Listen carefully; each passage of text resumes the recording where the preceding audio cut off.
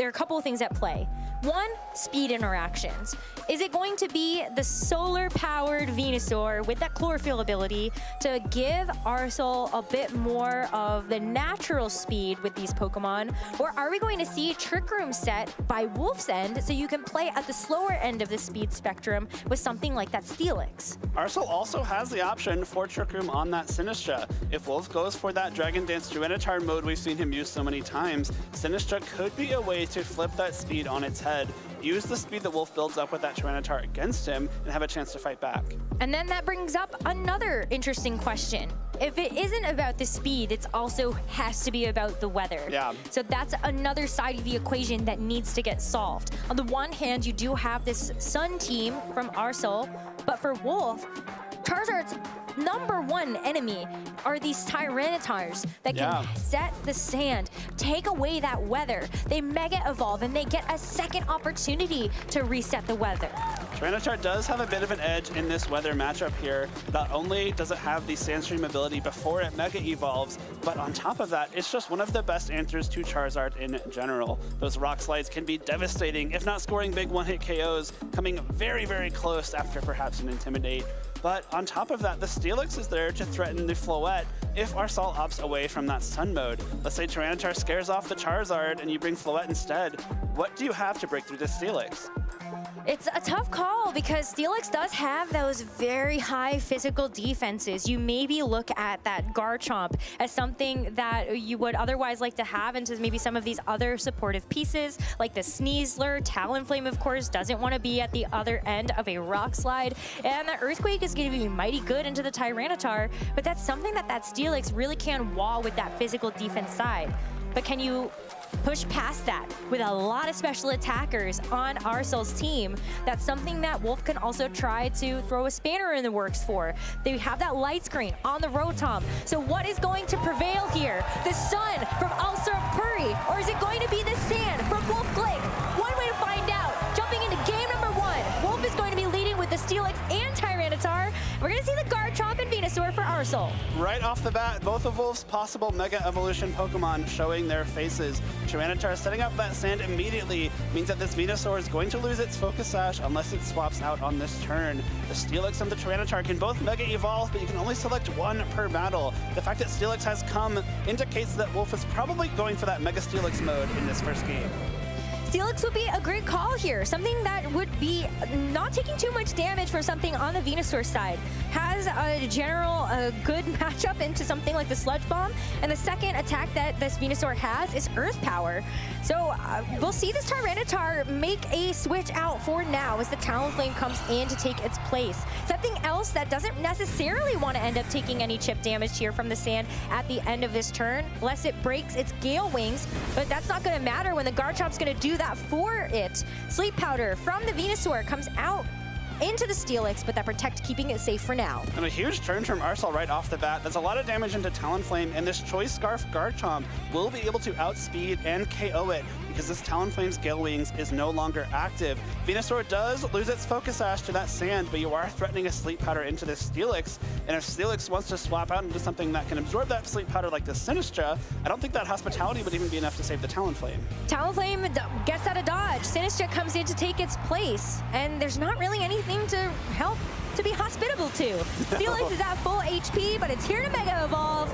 And staring down at the competition, Garchomp and Venusaur, they're looking onward as the Garchomp lets out another Dragon Claw, taking that Sinistcha down to about 2/3 of its HP, and the Sleep Powder hits. The Venusaur is accurate, and Steelix has got to take a nap on the job. Still really keeping up that offensive pressure is Arsal. Another Dragon Claw into that Sinistcha does almost half when you count that Sand damage. A combination of Dragon Claw and Sludge Bomb may be able to finish it off. Steelix also put to sleep by this Venusaur. Garchomp not threatening at all with that Dragon Claw, but Venusaur is also packing Earth Power, a super effective special attack. That would be one way to get through this giant defense stat on the Steelix. Another way that you can help to keep it in check is going to be with this Incineroar switching in. If the Steelix does wake up, it is going to be doing less damage since it took that Intimidate drop, but it looks like only a second Earth Power will be enough to knock it out.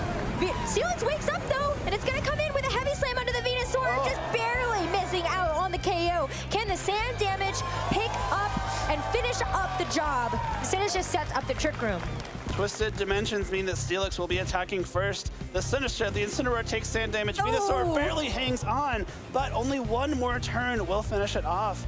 And especially since Trick Room just went up as well, a Matcha Gotcha or an attack from the Steelix could take it out. Wolf gets that crucial first turn wake with the Steelix to get a huge heavy slam off into the Venusaur. Incineroar coming in means that Venusaur didn't get knocked out thanks to that Intimidate, but I wonder if you would rather get knocked out here so you don't have the sitting duck Venusaur on the field. Charizard's actually going to come in and take the Venusaur's place, but you cannot take away the sand just yet. You're gonna have to wait for this Charizard to Mega Evolve on the next turn as the Incineroar is able to fake out the Steelix to prevent it from attacking on this first one. So now, with the Matcha Gotcha, great, you get a little bit of damage down, but the biggest thing here is that this Charizard's going to want to Mega Evolve and take away that Sand Force from the Steelix. If it Mega Evolves, it will set up the Sun and threaten some very powerful Fire-type attacks, but Arsal has to be very careful about when he chooses to Mega Evolve, because if he does, Tyranitar can immediately switch back in, set up the Sand once again, and the combination of that Sand going up and the Wide Guard from the Steelix means that there is no available Fire-type damage if the Sand is up. Yeah, you would look at something like the Weather Ball, but of course if the Sand is active, that becomes a Rock type attack. That's not going to be doing too much damage to either Pokemon standing in front of that Charizard.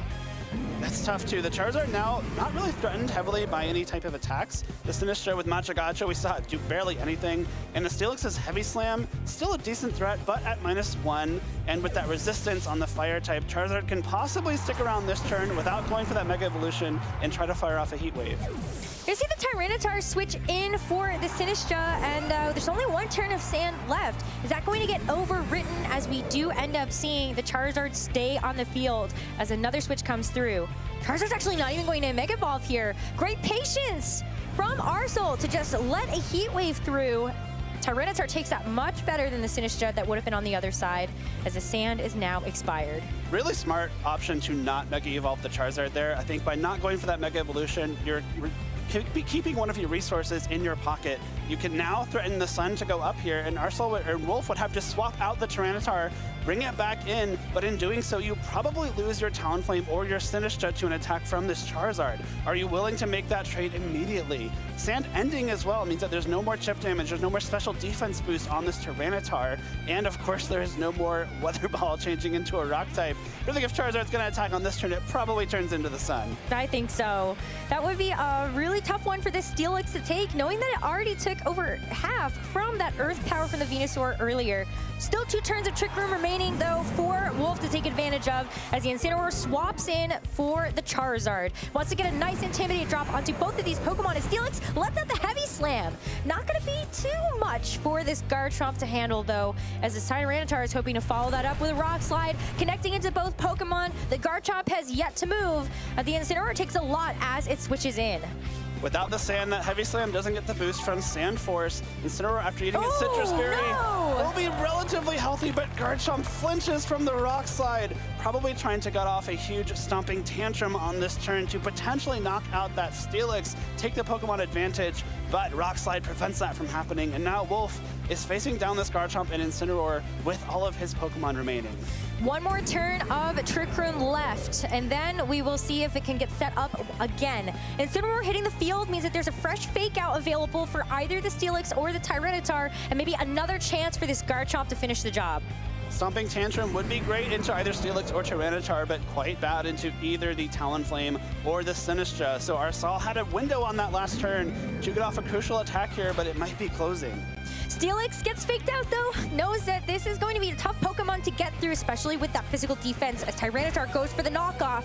Barely misses the KO here, but you are actually getting rid of a pretty critical piece. The Choice Scarf removed from the Garchomp, letting it pick something else. It had locked into Dragon Claw on the turn before, and now you've gotten rid of that extra speed advantage the Garchomp will have outside of Trick Room. The knockoff means that Garchomp no longer has that Choice Scarf, no longer will outspeed that Talonflame. You don't have to worry about your Gale Wings being broken by taking some damage. You will be able to outspeed Garchomp, either finish it off with that dual Brave Bird, maybe go for something like that Swords Dance too, but crucially again, the Garchomp is no longer going to attack before Talonflame. You also got some really good damage off with that knockoff. Garchomp can be a little bit difficult for Tyranitar and Steelix to deal with, but now in range for attack from any of Wolf's Pokemon. It's going to be the Sinister to come back in, because if there's anything that the Steelix can stand tall to, it's likely the Garchomp and the Incineroar. But can they actually withstand the full test? As wow, an interesting order of events here. It's actually going to be the Hospitality to heal up the Steelix before it switches out, and the Talonflame comes in to take its place. Sinistcha takes another Dragon Claw, letting itself eat its Citrus Berry after the damage that it's taken, and the Parting Shot into the Talonflame will drop its attack. Smart order of swaps by Wolfe. I think you really wanted that Hospitality healing on the Steelix there to make sure it is healthy for later on in this battle. What Arsal's doing very well is using these Dragon Claws, guaranteeing that you're getting good damage out. If you're going for Stomping Tantrum on this turn, for example, you're either hitting a Grass type or a Flying type. But now the Sinistcha can't really take too many more attacks. These Dragon Claws are adding up from this Garchomp. Wolfe does have the speed advantage with the Talonflame, but what are you going to do with it? You have the option to go for Brave Bird or Flare Blitz. Those are your two attacks. You've got Sharpig on the Talonflame, so you'll get an extra boost if you do decide to go for a Brave Bird. But if you hit into the Garchomp, that's Rough Skin Recoil that will be happening on top of the recoil you will take from using either of those moves. It's going to be Incineroar to come back in. There was a -1 attack stat onto that Talonflame. Make that -2 as the Intimidate will help that out too. The Sinistcha protects itself, knowing that this Charizard is going to be threatening something here. Talonflame does unleash a Brave Bird, and that's going to go right into the Incineroar, but that's not going to hurt as much as you wish it might have because of that -2. Arsal also refusing to Mega Evolve this Charizard, continues to be very smart about conserving that resource. The Heat Wave coming through because of all those Dragon Claws into the Sinistcha would have been knocked out even without the Sun and the stats from Mega Evolving. Now if Tyranitar comes in, Sand will get set up, and then Arsal can go for that Mega Evolution. If Steelix comes in, you have to swap in that Tyranitar if you want to prevent any kind of Sand. But if you swap in Tyranitar on this non-Mega Charizard and then it Mega Evolves, the Sun goes up. Refusing to Mega Evolve this Charizard is really, really smart from Arsal here. It's proving to us that it doesn't need to hold a Focus Sash or a Life Orb. Charizard in its base form is doing plenty. But you're right, the timing of this has been very critical to let Mega Evolution go on this Charizard. You get a nice boost to your special attack output as well, but with this Tyranitar hitting the field, I think this might be the door that Arsal needed to be opened. The Tyranitar is also so weak. A Solar Beam should be able to knock it out. Maybe even a combination of Heat Wave and Flare Blitz from this Incineroar. If the Tyranitar is faster than Incineroar, though, you would have the chance to go for that knockoff. We've seen it Dragon Dance. It's probably a very speedy Tyranitar. So you can try to go for that Rock Slide, immediately take out that Incineroar, but if you do, you leave yourself vulnerable to this Charizard. Arsal now has the option to pull the trigger on that Mega Evolution, set up the Sun with Drought, activate either Solar Beam or Weather Ball. There's also an option here for a Rage Powder from the Sinistcha. Is that something that might be able to protect this Tyranitar? If you are thinking that something like a Solar Beam might go that way. Sinistcha doesn't want to find out. It's going to switch out for Steelix now, come in and take its place. So then is this risky? Charizard is Mega Evolving. It's going to set the Sun. It's got Heat Wave at its disposal. If Heat Wave comes through and knocks out the Steelix, the Sun will be up for the remainder of the game. Let's find out what happens with this Charizard. It's got a couple of different options here, but we know one thing's for sure. Tyranitar is not going down on this turn. Charizard unleashes the Weather Ball, which is going to catch the Steelix on the switch in and knock it out. I think Arsal just wins this game. Sinistcha cannot redirect attacks from Venusaur, and Charizard has a very clean Weather Ball into the Sinistcha for the remainder of this battle. A Earth Power from this Venusaur without that Sand special defense boost might be enough to just knock out this Tyranitar and get game one for Arsal. I think you're right. The patience has been key here, as this Charizard is going to keep the weather sunny all day for the rest of his game number 1. No need to worry about Heat Wave here. A Weather Ball into Sinistcha will finish it off. The question is, does Earth Power KO Tyranitar without the special defense boost from the Sand, without the Mega Evolution special defense buff? I think it might be. There also might just be, I was going to say, I don't know if it's a cleaner way through the game, but did you just try to rip Sleep Powder into the Tyranitar if you expect that you're not going to be able to protect here? Or Rage Powder it away? Sinistcha is going to protect itself in front of this, but yeah, you're right. Earth Power just comes out, and it's a knockout onto the Tyranitar, leaving the Sinistcha by itself to have to battle a 1v4. I don't know if Sinistcha can do that, Rosemary. It's really powerful at helping its teammates out, but when it comes down to winning games on its own, not what you want to see. Arsal takes a commanding game 1 over Wolfe Glick. refusing to Mega Evolve that Charizard until the timing was perfect just put Wolfe in a really tough spot. The use of that Dragon Claw on Garchomp was huge to ensure that you're consistently pumping out damage and not letting these defensive switch catch you off guard. Wow, and Sinistcha almost gets taken down by that final Sludge Bomb, but is nice enough to let his partner Charizard finish it up. Game 1 in the Masters Finals goes to Arsal Puri. That was so well played by Arsal that entire time. Wolfe was able to get Trick Room up with that Sinistcha, but it really never felt like Arsal was on the back foot. Even with that flinch on the Garchomp from the Rock Slide, you maybe lost a little bit of ground there, but again, you got that damage off with Dragon Claw when you needed to. And even though you had to take a few attacks, Garchomp barely hanging on from that knockoff was what it allowed it to set up the Pokemon on Arsal to take those KOs for the late game. And that was after we saw an early wake up from the Steelix after getting put to sleep in the beginning of game number 1. Heavy Slam onto the Venusaur did soften it up quite a bit, but the Sand Chip didn't take it out at the end of that turn. No, luckily for Arsal, it was able to stick around and be the determining factor in that end game. The Heat Waves coming through from the Charizard without the Mega Evolution, still enough to take the KO in that Talonflame after some Brave Bird recoil and that crucial Dragon Claw from Garchomp. That Choice Scarf Garchomp is such a great tool for Arsal here. Even in Trick Room, Wolfe's Pokemon just don't have a great way to eliminate it quickly. I wonder if then you think about leaving the Steelix at home. If you leave it at home and then you rely on the Mega Evolution of a Tyranitar, you do get to play a little bit more within the timing of the Mega Charizard on the other side, but it's still going to be a run back of the Tyranitar and the Steelix as we see the Garchomp and the Venusaur for Arsal. I like it. You stick to your guns. Arsal did very well with this lead in the first game. Wolfe knows that he could potentially play this a little bit differently and turn it around in game number 2. But right off the bat, once again, Venusaur threatening a big Earth Power into Steelix, threatening Sleep Powders into either of these Pokemon, trying to create some space for Arsal to not take much damage in the next coming turns. We see Tyranitar protect itself as Steelix will do the same. It doesn't want to fall to a Sleep Powder, but you also get to scout for what this Garchomp is going to go for with its Choice Scarf, locking itself into Dragon Claw in the first turn. I like that from Wolfe, just making sure you know what this Garchomp is trying to do. If by chance Arsal switches it up and tries to go for a ground type attack here, you know your Talonflame and your Sinistcha are much safer. Now knowing the Dragon Claw is the move locked, it's unlikely that Venusaur and Garchomp can double up for a knockout into either of these two Pokemon, so it's a lot safer for Wolfe here. No Mega on Steelix though. No Mega on the Tyranitar either, so it's going to be a Sleep Powder to put the Steelix to sleep and a Dragon Claw to bring this Tyranitar down to about half. Steelix has to take a mandatory turn of sleep, but Tyranitar has gone for a Dragon Dance to give it a bit of a speed boost for the next turn. Wolfe taking a page out of Arsal's book and not Mega Evolving when the timing seemed right. Really smart here, because if the Steelix gets put to sleep as it Mega Evolves, you've given up that Mega Evolution, you've removed the option for Tyranitar to use it, and if Steelix didn't get put to sleep, the Heavy Slam still does a good chunk to Venusaur, maybe even to Garchomp. You're probably not taking a one-hit KO on either way, so the drop in damage that you traded potentially by not going for that Mega Evolution is very worth keeping it in your pocket. Now you get your choice, as Incineroar is going to come in and you make that decision a little bit easier. Intimidate drop onto both the Steelix and the Tyranitar, but you've got to figure out when the Steelix is going to wake up.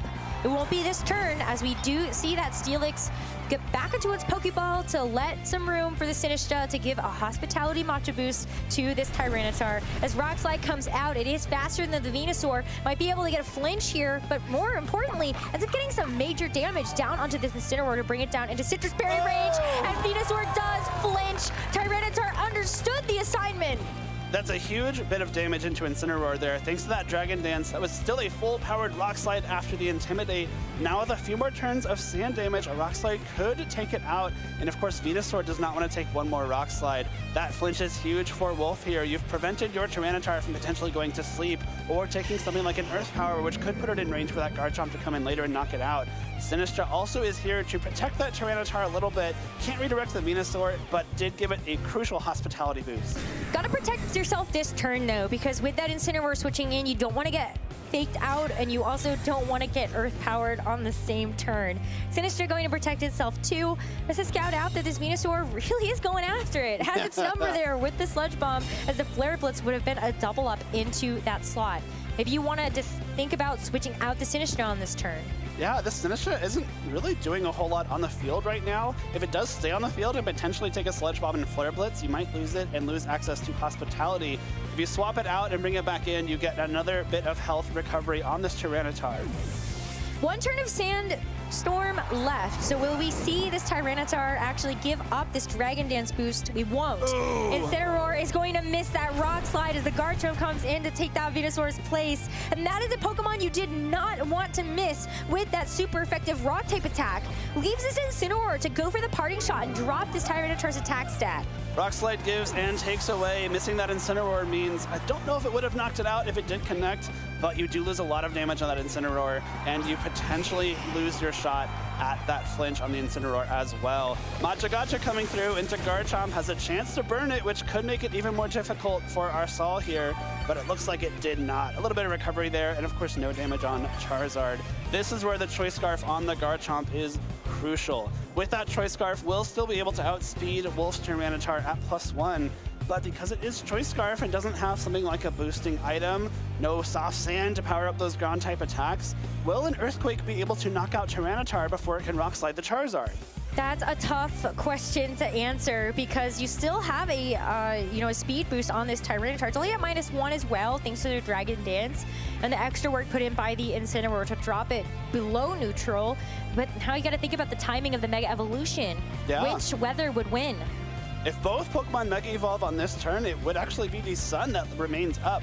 Tyranitar is faster than the Charizard thanks to that Dragon Dance, but there's no Mega Evolution, there's a swap out.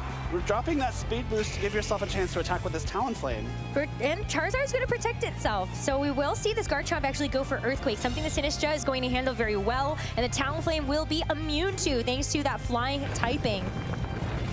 Sinistra, look at that. I mean, it's going to get another chance to go for like a Machagacha here and actually try to get a burn onto this Garchomp. A burn and maybe more importantly some more damage to put it in guaranteed KO range for Brave Bird. That Garchomp takes a lot from that Machagacha, and now this Talonflame swapping in on a ground type attack with no sand active has that Gale Wings. You have the priority Brave Bird, can knock out this Garchomp even if that Incineroar comes in for an Intimidate. This is what you need to threaten this Garchomp with your speed advantage on the Talonflame because that Tyranitar, again, would still have been slower. Garchomp's going to switch out, knows that it's going to need to change up its move selection in the next turn and is also a bit under threat. Intimidate to help drop the attack stat of that Talonflame. Maybe that's going to make this KO just a little bit more survivable. Oh! But Talonflame goes for the Swords Dance here. That's going to be a +1 Talonflame, and you're going to have to be a little scared of that one. If Heat Wave connects, you at least get to break the Gale Wings on this Talonflame, and thankfully for Arsal, it does. But Talonflame is going to be the fastest Pokemon on the field still, and unless Arsal is able to swap that Garchomp in, Talonflame has to worry, or not, Arsal's Pokemon have to worry about taking this +1 Sharpbeak boosted Brave Bird. Or if you set the Sun, then I would be a little worried about those Flare Blitzes too. Thankfully, this Incineroar coming in, you do get the Intimidate, so Talonflame now is only at -1, or +1 rather, and you have the option to potentially swap out that Charizard for Garchomp while you fake out the Talonflame. That still opens up an avenue for you to outspeed this no Gale Wings Talonflame, but the Charizard instead will Mega Evolve. Still a Mega Evolution on the table for Wolf on the next turn, but the Sun will be active at least for this one to start things off. Incineroar goes for the Fake Out, going to stop this Talonflame in its tracks, and so it's not going to be able to get a turn off for this one, but Charizard goes for Solar Beam. Is that a Tyranitar on the other side? I think it is. Charizard lets the Solar Beam rip. That poor Tyranitar is on the receiving end and gets one hit knocked out on the switch in. No more sand at all for this game. Wolf loses Tyranitar to a huge call. That is a major Solar Beam there. Makes a lot of sense that Sinistra did not want to take a fire type attack, but now crucially there is no sand. There is no sand force for this Steelix. Steelix is also still asleep. The Talonflame does get a little bit of recovery from that Hospitality, does not get it back up to full, so Gale Wing still remains inactive. But what a huge turn for Arsal there. You've guaranteed that you have won the Weather War. That poor Steelix, and this Charizard has to go if this Steelix wants to stand a chance in this match. You also want to make sure that you can get yourself through these next 4 turns, because there's the other way that you can win the weather is just try to outlast it. Yeah. But do you have enough HP resource to do that? This +1 Talonflame still is very threatening for the Charizard. A Brave Bird could come through and have the potential to knock it out based on how they're trained. Let's see. Brave Bird with the Sharp Beak at +1 does actually get so close. 1 HP and a dream for this Charizard as the Heat Wave connects onto both. A KO on the Sinistra, barely missing out on the KO for this Talonflame, but this Incineroar could follow up that Heat Wave with a Flare Blitz or a Throat Chop and knock it out. Flare Blitz is going to be the move of choice as Talonflame goes down, and Sleepy Steelix has to come in and try to win out this 1v4. Charizard, the well-trained, taking that Brave Bird in style. 1 HP is the most exciting way you can survive there, and crucially connecting that Heat Wave on both targets, putting Talonflame into range for that Flare Blitz. Wolfe was on the precipice of winning an 11th regional championship, but Arsal Puri had a different agenda. One Pokemon away from being able to capture the regional championship title that he has been dreaming of and chasing for many, many years. A Mega Steelix asleep. This feels like it's gotta be a job that is almost locked up. Charizard goes for the Weather Ball, brings it down to 1 HP thanks to the Stardium